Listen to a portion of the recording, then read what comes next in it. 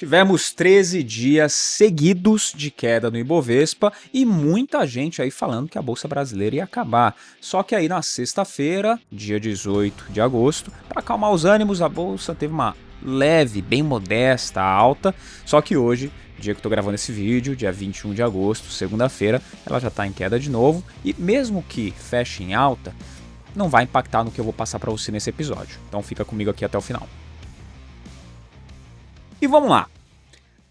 S&P Y, o SPY, tá? Nos últimos 30 dias, ele acumulou uma queda, não só ele, mas vários outros índices que eu vou listar aqui para você, de 2,88%, e o SPY é o que representa as 500 maiores empresas dos Estados Unidos. Queda de 3,10%, o índice que representa as 100 maiores empresas dos Estados Unidos. O índice que representa as maiores indústrias dos Estados Unidos também teve queda. O DJIA, 2,13% negativo. Teve também o FTSE 100, que representa as 100 maiores da Inglaterra, também queda nos últimos 30 dias de 5,48%. O DAX, menos 3,63%, que são as 30 maiores empresas da Alemanha. O CAC, o CAC, 40, representa as 40 maiores empresas da França, menos 3,9%. Nikkei, que é lá do Japão, Nikkei 225, menos 3,47%. A Bolsa de Xangai, menos 2,25%, que aí são todas as ações da Bolsa de Xangai na China. Teve também o Hang Seng, que são as maiores empresas de Hong Kong, menos 5,60%. E o nosso Ibov, menos 4,92%. E com essas quedas, muita gente olhando, pelo menos aqui para o mercado nacional, e falando que, bom, o Ibovespa está caindo, então é hora de você mandar o seu dinheiro para fora do Brasil, porque a Bolsa aqui não vai se recuperar. Muita gente colocando culpa na política e tudo mais, mas eu tô aqui para falar para você que é o seguinte: não foi só aqui que caiu, né? Você viu como eu passei em todos esses índices, várias bolsas no mundo inteiro tiveram um efeito de queda nos últimos 30 dias. Tá? E apesar do Ibovespa estar positivo no ano, tá? Muita gente aí está falando que chegou a hora de você mandar o dinheiro para fora, contra a posição de várias instituições, que eu já até falei aqui em outro vídeo, né, em outro episódio, e eu vou falar aqui hoje de novo. Tá? Mas o que aconteceu? Né? Até para você entender esse movimento que está acontecendo no mundo, como nos Estados Unidos a gente teve uma alta na taxa de juros, e aí os títulos norte-americanos estão sendo negociados com um retorno um pouco mais interessante. Apesar da avaliação de segurança lá ter caído, tá? Não é uma avaliação de segurança ruim nos Estados Unidos. Pelo contrário, ainda é um país super seguro. Eles estão muito à frente do Brasil em questão de segurança, avaliação mundial. Então, muitas empresas, pessoas, muitos investidores acabaram tirando dinheiro das bolsas e alocando na economia norte-americana. A gente olhar para os títulos de renda fixa da economia norte-americana, porque agora estão pagando uma taxa muito mais interessante. É um título seguro e agora vai me dar um retorno muito maior. Então, faz sentido eu investir nesse título que é tão seguro. Mas será que faz sentido mesmo? Aí a gente vai discutir outras coisas sobre a economia lá, como é que tá, né? Enfim, falei em outro episódio aqui já, então vai lá assistir o vídeo sobre a economia norte-americana, o que está acontecendo e a visão dos próprios americanos sobre o que está acontecendo lá. Tá? Mas qual que é o meu intuito aqui nesse episódio? Não é só falar que o mundo inteiro está caindo e muito menos que acabou o mercado de ações, né? A renda variável já foi para o espaço. Pelo contrário, eu quero passar para você um informativo, ou pelo menos uma base aí do que é ruído e o que realmente é informação de fato. Porque você vai ouvir muita gente falando que a bolsa morreu, que agora é queda atrás de queda, que não vai recuperar. E muita gente falando para você dolarizar o seu patrimônio, porque nos Estados Unidos a bolsa lá é que o negócio dá certo, aqui não faz sentido. Quando no fim das contas, se você voltar um pouquinho no tempo, né, vamos pegar aí os últimos 20 anos, se você recortar dos anos 2000 até 2012, a bolsa norte-americana praticamente andou de lado. Ela teve um retorno aí pífio, se você for analisar. Agora, o Ibovespa andou no mesmo período algo em torno dos 750%. Depois virou a década, aí o negócio mudou. Aí aqui começou a andar de lado e lá, aí sim, a bolsa norte-americana valorizou pra caramba, muito impulsionada pelas empresas de tecnologia, é bem verdade. Foi quando explodiu, principalmente Meta, né, outras empresas também acabaram explodindo aí, principalmente de tecnologia, então deu um salto na bolsa norte-americana. E agora, como o mercado vive de ciclos, não estou afirmando aqui que é o que vai acontecer, né, de reverter esse cenário e a gente explodir e eles andarem de lado, mas a gente tem visto aí que a nossa bolsa tem performado um pouquinho melhor do que as de lá, tá? Mas para você entender diferenças entre ruído, o que pode te atrapalhar para tomar decisão de investimentos, os ruídos eles acabam acontecendo, aquele barulho de mercado, muita gente falando sobre isso, sobre aquilo, como você no meio do caminho vai conseguir tomar boas decisões. Primeiro, o que pode ser ruído no mercado? Tá? Os ruídos eles podem ser divididos em algumas categorias. Uma das principais categorias é a de informações desencontradas. Tem muita gente dando informação sobre o mercado, muita gente falando sobre investimentos aqui, lá dos Estados Unidos, e isso é muito bom. Quanto mais informação a gente tiver, melhor. Porém, tem informações que não têm base. Tem informação que é muito emocionada. A informação ela não está analisando o fundamento, ela não está fazendo uma pesquisa um pouco mais detalhada, e é informação que não é confiável.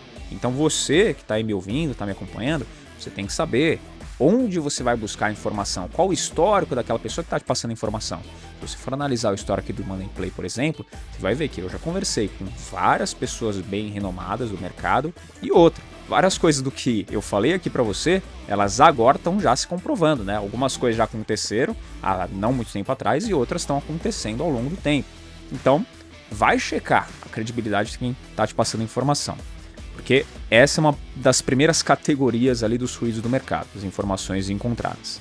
A segunda, comportamento de manada. Você já deve ter ouvido falar bastante sobre isso, que é o efeito manada, que não funciona só para o mercado financeiro, funciona para várias outras coisas. Mas dentro do mercado, quando tem um movimento muito forte de compra ou de venda de algum ativo, porque as pessoas estão ouvindo notícias e elas começam a fazer esse movimento, o preço daquele ativo ele começa a flutuar sem base, sem fundamento, porque ele está tendo uma liquidez que ele não está acostumado, ou de compra ou de venda, e isso impacta nos preços. Tá? A lei da oferta e demanda, a mais básica aí da economia. Então, quando isso acontece, isso pode impactar demais no preço dos ativos. Pega um ativo que sofreu muito com isso, foi o próprio Bitcoin. Você vê o salto que ele deu ali, histórico, ele nunca mais voltou naquele valor, né, de 360 mil reais aproximados. Ele nunca mais voltou naquilo, mas era uma época onde estava muita gente falando sobre, querendo comprar. Ele deu uma inflacionada boa no preço, como vários outros ativos e empresas que a gente viu ao longo do tempo. Então, muito cuidado também com comportamento de manada. Terceira categoria, né, de ruído do mercado, os ruídos psicológicos.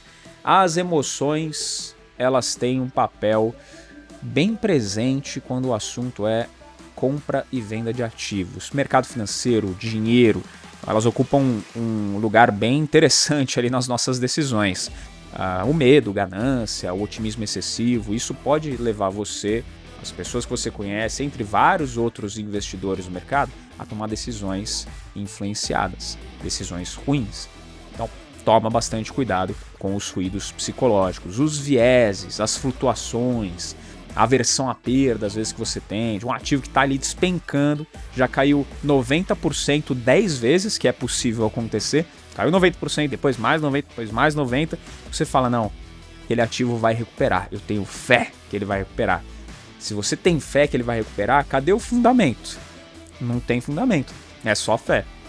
E a empresa já perdeu tudo aquilo que ela tinha de valor, já não vai entregar nem perto o resultado que ela entregou um dia, e você tá com aquele ativo ali só porque você não quer perder. Não, vai recuperar, vou fazer um preço médio aqui. Ruído psicológico. Toma bastante cuidado. Quarta categoria, alta frequência e negociação algorítmica. Tem muita plataforma que surgiu, né, os famosos robozinhos, que eles dão um giro na carteira das pessoas, né, se você usa. Se tem um bom algoritmo, ok, mas mesmo assim ele vai dar um giro muito frequente na carteira do investidor. Essa movimentação traz liquidez para o mercado e também traz aquilo que eu comentei também do efeito manada, que é de ter muita movimentação num ativo que não era para ter, num momento que não era para ter, e isso é ruído de mercado também. Então você tem que tomar bastante cuidado com essa alta frequência de movimentação da sua carteira, porque isso vai trazer preços, cotações, resultados irreais da sua carteira, e aí a gente traduz como ruído. Quinta categoria e última categoria de ruído de mercado que eu separei, política e geopolítica. Anúncios políticos, decisões de líderes mundiais e eventos geopolíticos podem causar turbulência nos mercados. Então, quando você vê uma declaração lá nos Estados Unidos, o Biden falou alguma coisa lá, você vê alguma coisa saindo da Rússia, alguma coisa saindo na China, alguma coisa saindo na Inglaterra, na Alemanha, isso impacta não só o país, mas impacta o mundo. E se aqui no Brasil, a gente for olhar para mim, para a sua realidade, residentes no Brasil, se o Brasil tem uma relação direta comercial e importante com esse país, aqui a gente vai acabar sofrendo mais. Só que isso é ruído. Também, quando aconteceu ali em 2020 a crise que a gente viu, a mais recente, a mais forte da nossa geração, não foi, muita coisa foi irracional. Foi porque a incerteza do mercado e algumas declarações, não saber o que ia acontecer, mas várias empresas acabaram perdendo o valor, perdendo cotação, né, preço da cotação, de forma irracional. A empresa continuava com os mesmos fundamentos, continuava com a ocupação de mercado, o lucro foi mantido ao longo do trimestre, o trimestre onde explodiu mesmo, na crise ali em 2020, e a cotação despencou. Quem estava ligado no mercado, quem não estava prestando atenção nos ruídos, conseguiu aproveitar essas oportunidades e fez um baita de um lucro. Pode sair pesquisando a história de pessoas que tiveram um bom retorno durante a crise de 2020. Você vai achar vários casos de pessoas que tiveram cabeça no lugar e conseguiram evitar o ruído, passar longe dele e tomar boas decisões. Então, esses anúncios de líderes mundiais também impactam e o mercado ele vai reagir de maneira exagerada a esses eventos, tanto de maneira positiva quanto de maneira negativa. Então, se vem aquela euforia de mercado, algum anúncio ali, não, que agora a China vai construir um novo país no meio do mar, no meio do oceano, e vai precisar de minério de ferro a dar com pau, então, pô, as empresas aqui no Brasil elas vão explodir, porque é um baita fornecedor da China. Calma. Saiu essa notícia, a cotação ela deve disparar de algumas empresas, mas o mercado tende a corrigir para aquilo que realmente vai acontecer, o valor que vai estar agregado, que vai ser, no fim das contas, a produção que vai gerar esse retorno para aquela empresa. Então, toma bastante cuidado com essas 5 categorias de ruídos no mercado e para você evitar e tomar boas decisões, tem também 3 pontinhos, 3...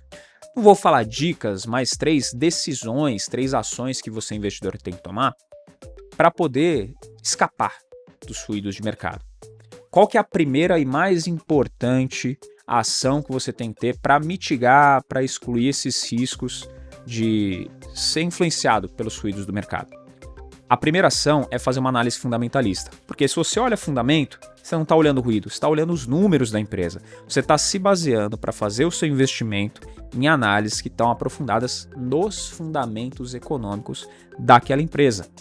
Então você vai olhar de fato o que aquela empresa está entregando, os números, a produção, o lucro, a dívida, olha os fundamentos, faz uma análise um pouco mais detalhada para aí você saber se faz sentido ou não. Pô, ouvi uma notícia, a empresa ela vai ter teve uma queda na cotação e eu vi que foi por causa disso, um fato pontual, exclusivo, só que essa empresa na minha carteira. Vou vender, porque ela vai cair, então calma, vai analisar os fundamentos. Ou ouvi que uma empresa teve uma notícia muito positiva e ela vai começar a disparar porque o lucro dela do último trimestre foi excelente. Calma, vai analisar os fundamentos da empresa, tá? Para você não cair no ruído do mercado. Segundo ponto é a diversificação. Se você distribuir os seus ativos, como eu já falei aqui em vários episódios também, distribuindo seus ativos em empresas diferentes, setores diferentes, possivelmente em países diferentes, tá? Você também está um pouco mais protegido dos ruídos do mercado. A intenção é você diversificar. Tanto renda fixa, renda variável, você ter os ativos, né, na sua carteira, quanto dentro de renda variável você escolher diversas empresas, diversos setores, para poder estar um pouco mais seguro. Porque se tiver o ruído de um setor, você está em outro, você não está 100% exposto ali no setor bancário, por exemplo. Você está no setor bancário, de energias, setor de commodities, minério de ferro, alimentos. Então, faz a diversificação para você se proteger dos ruídos também. E por fim, e principal, mantenha calma. É o principal de todos os pontos para você não ser tão suscetível aos ruídos do mercado, é você manter a calma. Então você evitar tomar qualquer decisão que seja impulsiva. Ouvi uma notícia? Vou comprar. Ouvi uma notícia? Vou vender. Ah, alguém me falou alguma coisinha aqui que eu achei interessante, então vou lá e vou tomar uma ação.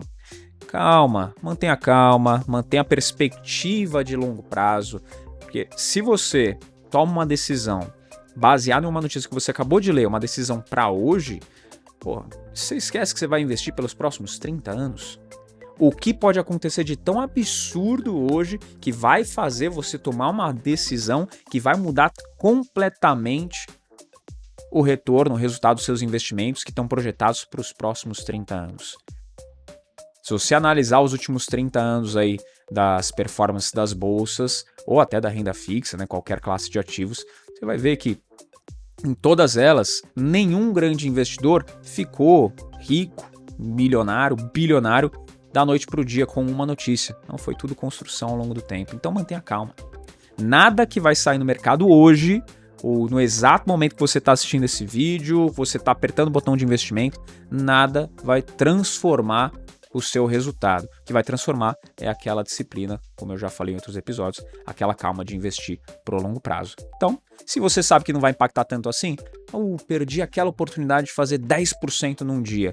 Tá bom, faz 10% hoje, amanhã você perde 10%. Isso pode acontecer e já aconteceu com vários investidores que passaram aqui no Money Play, inclusive. Até tem várias entrevistas que eu falei com o pessoal e eles falaram isso. Então, ganhei 10, perdi 10, mas constante ao longo do tempo, continuei investindo, guardando e ganhei 1% constante ao longo do tempo.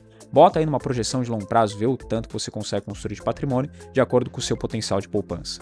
Isso daí é o mais importante. Por isso, pezinho no freio ali, mantenha calma, vai sossegado, respeita o limite de velocidade da via que você vai evitar muito acidente. E agora falando mais da visão de quem está fora do Brasil, como eu já comentei aqui em outro episódio também, que aqui a gente está um pouquinho pessimista, ou pelo menos você vai ver vários vídeos de pessoas falando que a Bolsa Brasileira, por conta do governo, é um desgoverno e não está performando e tudo mais. Mas calma, como eu já falei, Bolsa nesse ano está positiva, até esse momento que eu tô gravando esse vídeo, 7,52% de alta. Só que aí tem um ponto interessante, uma avaliação do JP Morgan, que, abre aspas, do nosso ponto de vista, essa é a hora de entrar em América Latina, especialmente no Brasil, afirma o banco. Bom, pro JP Morgan, que está com uma posição acima da média exposta aqui no Brasil, está com uma posição no portfólio, olhando para a América Latina, dentro da média ali também, acima da média em Chile também, além do Brasil, uma posição neutra em México e está com uma posição bem abaixo da média quando a gente olha para Peru e Colômbia. O JP Morgan, ele não está exposto em Argentina, né? Então eles não estão confiando muito no mercado argentino, apesar de confiarem no Mercado Livre, que é uma empresa argentina, mas aí a resposta deles sobre essa posição é que é uma empresa sem considerar a nacionalidade. Eles estão investindo, acreditando na empresa e não no país. Fato, né? Mercado Livre, a gente olha uma empresa gigantesca aí na América Latina. Agora, para os estrategistas, o caso do Brasil é fácil de entender. Por que o JP Morgan está positivo no Brasil, né? Uma visão positiva em relação à nossa economia aqui, em relação aos resultados que as empresas aqui podem apresentar. Os valuations estão razoáveis e os lucros eles podem ganhar um impulso bem interessante depois dessa temporada de resultados do segundo trimestre de 2023. E até tem um ponto que também eu já destaquei aqui em outro episódio do Money Play, que são aquelas 3 travas que a gente tem para a bolsa ela começar a andar num ritmo mais acelerado. A primeira, a inflação, aparentemente controlada. A segunda, a Selic, está com tendência de queda já novamente, caiu 0,5% na última reunião do Copom. E tem a intenção, Campos Neto, que ele deixou bem clara, que é reduzir 0,5% também, né, 0,5% ao longo do tempo, né? Então, reduções não tão drásticas, mas nas próximas reuniões do Copom, a tendência é que cai esse 0,5% também, e criando um intervalo um pouco menor entre inflação, que aparentemente está controlada, e Selic. E isso favorece o crescimento das empresas. Tá? Como eu já expliquei nesse episódio, se você ainda não acompanhou, volta lá e acompanha esse episódio que a gente falou das 3 travas aí para a Bolsa Brasileira. E tem a terceira, que aí está um pouquinho mais complicada. Essa parece que está dormindo de touca mesmo, que é o arcabouço fiscal. Tá? Tem até aí a viagem que o Haddad está fazendo com o Lula lá para a reunião do BRICS, né? Não agradou um pessoalzinho aí da equipe econômica, então é um pontinho que está mais travado e a gente tem que ficar um pouco mais de olho. Mas as outras duas aparentemente estão encaminhadas. Por isso, essa visão positiva também do JP Morgan, porque a tendência é que no segundo semestre, agora de 2023, a gente também tenha, as empresas aqui, tenham um bom resultado, bons lucros. Tá? E, mais uma vez, abre aspas, a primeira etapa de alta deve ser impulsionada pela reclassificação.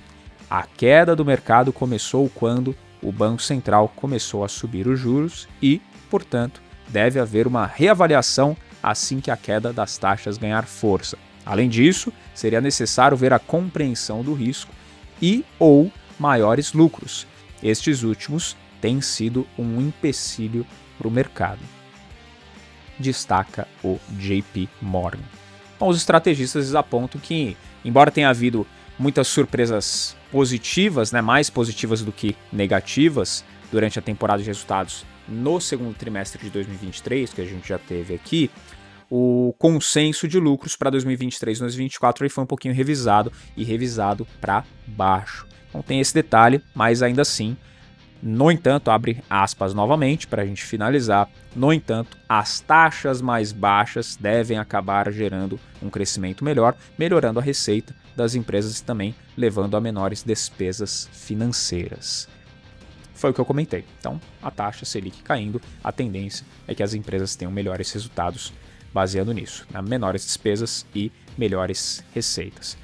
Então, num grande resumo do que eu passei aqui para você não se desespere, mantenha calma, saia dos ruídos, comece a fazer uma análise um pouco mais inteligente, levando em conta a análise fundamentalista, diversificando a sua carteira e mantendo a calma para tomar as decisões. E acompanhe sendo os próximos capítulos dessa novela que se chama Economia Brasileira. Tá? A gente está aí mais uma vez hoje, enquanto eu estou gravando, acompanhando aqui os resultados de Bovespa, ela ainda não reverteu, então ainda está em queda, provavelmente vai fechar assim o dia, porém, como eu falei, não impacta o que eu passei nesse episódio para você. E aí, curtiu? Achou bacana? Então deixa o like, já comenta aqui embaixo o que você achou mais interessante desse episódio, também não esquece de compartilhar esse episódio aí para aquelas pessoas que você quer que estejam bem informadas e que você sabe estão sendo bem impactadas com vieses de outros influenciadores ou outros comunicadores que estão falando para você excessivamente dolarizar o seu patrimônio e sair do Brasil, que aqui a bolsa já morreu. Quando no fim das contas a gente sabe que não. Combinado? Não esquece de seguir a gente lá no Instagram, @mandeiplay_podcast, no meu pessoal, @o Fabrício Duarte, e se inscrever aqui no canal, você que ainda não é inscrito também. Te espero aqui no próximo Monday Play. Tchau!